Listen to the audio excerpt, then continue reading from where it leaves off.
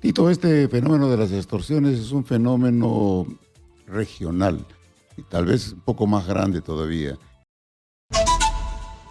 Para hablar precisamente de ese tema ya está con nosotros el general Jorge Cárdenas Sanz. Él es exdirector general de inteligencia del Ministerio del Interior, a quien le doy la bienvenida. General Cárdenas, ¿cómo está? Buenas noches, bienvenido a La Hora del Volante. Buenas noches, Tito, a sus órdenes. Gracias. Voy a hablar hoy día de las extorsiones, porque el tema de inseguridad es bastante amplio. Usted ha podido ver cómo algunos vecinos en Los Olivos casi linchan a un sujeto, un delincuente, ¿no? Extranjero de nacionalidad venezolana. Pero esta vez voy a basarme en los hechos que esta semana han cobrado notoriedad, que son las extorsiones a los transportistas. El invitado anterior, el señor Luis Maraví, que es gerente general de Translima, dijo que en el 2021 le destrozaron como 20 unidades, pero ahora no solo destrozan las unidades, ahora van y asesinan, y tenemos entre 4 o 5 víctimas producto de las extorsiones a los transportistas. ¿Cuáles son sus apreciaciones? Tito, este fenómeno de las extorsiones es un fenómeno regional y tal vez un poco más grande todavía, que data de muchos años. Esto se ha venido alertando y se ha venido advirtiendo desde hace mucho tiempo. Si vamos un poquito lejos, vamos a encontrar que esto empieza en los Estados Unidos con la Cosa Nostra, la mafia, donde se cobraban cupos y había una institución paralela que era la mafia que cobraba los cupos dando protección que el Estado no podía dar a los ciudadanos y se acostumbraron a vivir. Pero ¿cómo resolvieron esto los gringos? Con penas severas, con un trabajo fuerte, con una acumulación de penas. No un delincuente, por ejemplo, ese es un problema que todavía tenemos latente en estos momentos en el Perú. Un delincuente roba una moto, ya cometió un delito. Con esa moto va y coloca un explosivo, cometió un segundo delito. Amenaza y priva la libertad a una persona extorsionándola o secuestrándola, un tercer delito. Y en algunos casos llega a matarlo, un cuarto delito. En el Perú comete esos 4 delitos y solamente se le aplica una pena. Y todavía con beneficios conforme a los acuerdos del Pleno del Poder Judicial, de que si es que ha sido capturado en circunstancias flagrantes, se le debe poner por debajo de la mitad de la pena. Entonces, nosotros hemos llegado al extremo de ser necios con nuestra realidad. En cambio, en Estados Unidos y en otras realidades, no. Una persona roba una moto, 10 años por robar una moto. Encima secuestra a una persona, 20 años por secuestrar una moto, ya tiene 30 acumulados. Y si mata, 30 años más, 60 años para que esté en la cárcel. Entonces, y si es cadena perpetua, 2 cadenas perpetuas y que se quedan permanentemente y para toda su vida en la cárcel.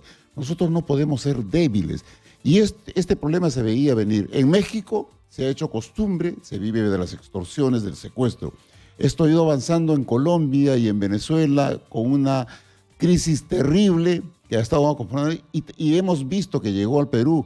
Hace más o menos 10 años en el norte, en Trujillo y en Piura ya sentíamos la presencia y advertíamos que venía a Lima. Esto iba a ser hasta cierto punto incontrolable si seguíamos ensayando con los manejos equivocados de controlar a la policía y utilizarla de acuerdo a los antojos y no respondiendo a la demanda de una realidad que requería de un concurso, de un cuerpo de investigaciones fuerte. Ahora, por ejemplo, frente a esta realidad, se acaban de decretar 2 medidas de emergencia que de repente, en el corto plazo, van a dar un resultado, pero no van a ser para nada la solución del problema. Declaratoria de emergencia sin una planificación adecuada no sirve de nada. Decir que van a ir los militares a participar en esos estados de emergencia, los militares van a salir con armas de guerra, van a dispararle a un delincuente y van a tratar de eliminarlo y después se van a cometer un juicio y van a ser juzgados por el fuero común. Es totalmente ilógico, eso debe respetar un planeamiento. Se ha creado el GOREX, se está sacando 100 policías desvistiendo un santo para vestir otro. Felizmente han tenido el criterio de mantenerlos bajo la Dirección de Investigación de Delitos contra la Libertad, Secuestros de la DIRINQUI. Pero ese es el mejor criterio para confrontar este problema. 100 hombres en una unidad centralizada. Y el problema está en Ancón, en Puente Piedra, en Coyique, en Comas, en Caraballo, en Año Nuevo.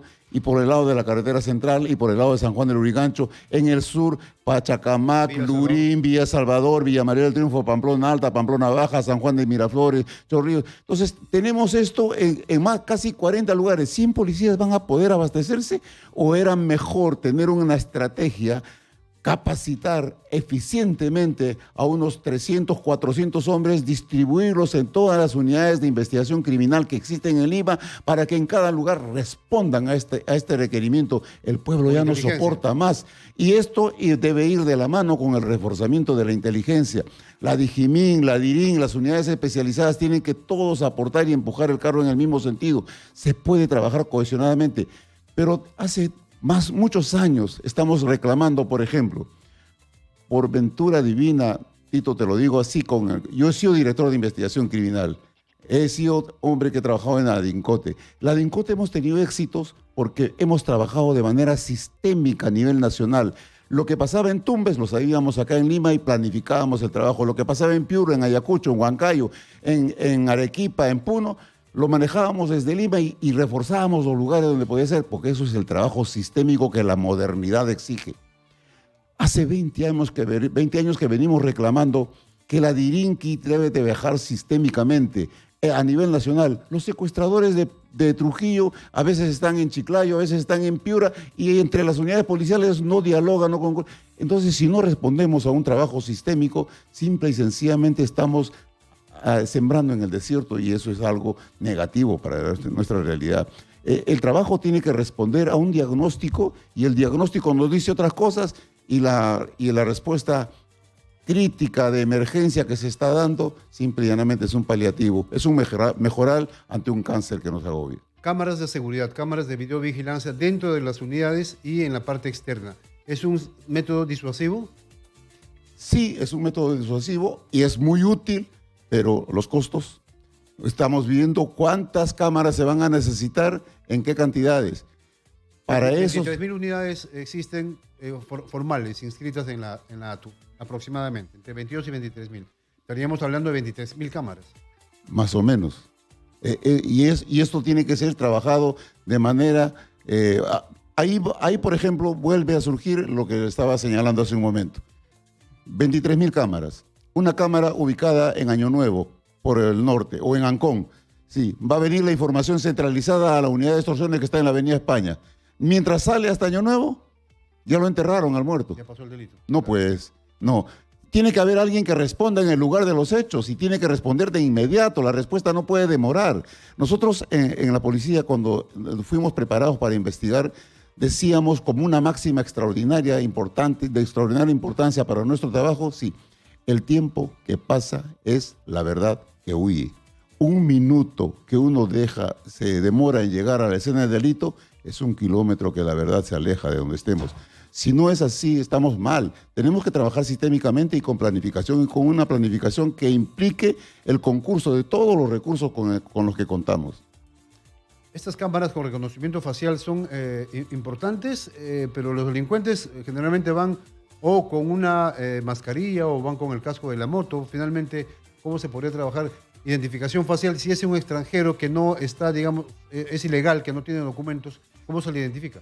Sí es posible, se están consiguiendo archivos, pero ese es otro defecto que desde el año 2000, desde el año 1990, en que se pretendió poner en práctica el modelo acusatorio garantista, el 92 se aprobaron algunas normas, entramos a un modelo mixto, ya no inquisitivo, y a partir del 2004 un modelo acusatorio garantista. El modelo acusatorio garantista, ¿qué implicaba? Se lo dijimos a los presidentes desde esa fecha, desde esa época. Señores, esto implica una buena inversión, fuerte inversión, para potenciar el sistema criminalístico. ¿Con laboratorios? Desde esa fecha hasta ahora los laboratorios siguen siendo los mismos que tenía la policía hace 50 años. ¿Existe solo un laboratorio? ¿O cuántos bueno, tenemos un laboratorio en la avenida Aramburú y otro laboratorio que se ha implementado en la avenida España por las características propias de la Central Operativa de Investigaciones. Pero no tenemos más. Nada. Necesitamos hacer un trabajo en Iquitos, en Puno, en Arequipa. En Trujillo.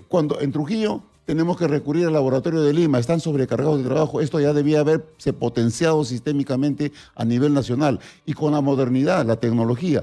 Las cámaras que permiten grabar imágenes y esas imágenes contratadas en sistema computarizado y debieran estar implementadas. Los sistemas de RENIEC debieran estar cruzadas con ellas para trabajar, lo mismo que en balística y un montón de formas. Sí se puede identificar a los delincuentes extranjeros. Lamentablemente los detalles no se pueden decir abiertamente porque sería ponerlos en alerta, pero sí es posible trabajar con ellos. Ahora, general, se está planteando que estos delitos, y vamos a hablar otra vez de extorsiones, ¿no? Porque se habla también de secuestros, de sicariato y robo, sea considerado como terrorismo urbano. Usted me contaba en la pausa que ya el TC se bajó esta posibilidad, ¿no? Lamentablemente esa ley cuando se dio, el 98, fue una ley muerta. ¿Por qué? Porque el Tribunal Constitucional ya había dado considerandos anteriormente y el 2001, ante una demanda de inconstitucional presentada por el aparato legal de Sendero Luminoso, ellos han emitido una sentencia. ¿Y qué dice la sentencia? Que los delitos de homicidio y utilizando explosivos y todo ello no puede constituir delito de terrorismo agravado, terrorismo urbano, como se le pretendió llamar, porque el delito de terrorismo para el Tribunal Constitucional tiene una connotación de carácter política, que tiene un matiz ideológico y que busca desestabilizar un gobierno.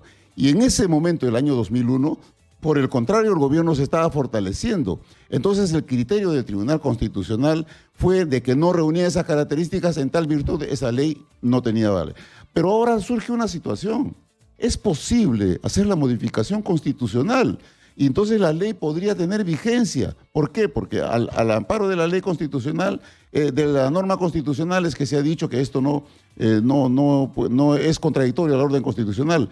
Pero si se modifica la Constitución, sí es posible. Pero adicionalmente a eso, el Tribunal Constitucional también puede reconsiderar su resolución, su sentencia. ¿Por qué? Porque los fundamentos con los cuales en su momento dijeron que no eran desestabilizadores de un sistema democrático, hoy día sí lo son.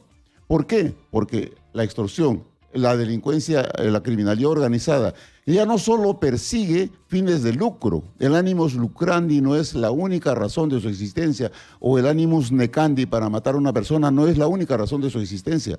Las organizaciones criminales hoy día responden a un interés político para desestabilizar a esto e instaurar un gobierno de una dictadura que les permita actuar más libremente como pasa en otros países. Así que el tribunal podría reconsiderar también esto, es posible y es cuestión de análisis. Bien dicho, general, muy amable. Gracias, será hasta una próxima oportunidad. A sus órdenes siempre, Tito. Ojalá se pueda contribuir en algo siempre en bien del país. Es importante siempre sus apreciaciones, general. Jorge Cárdenas Sanz es director general de inteligencia del Ministerio del Interior, ha estado con nosotros.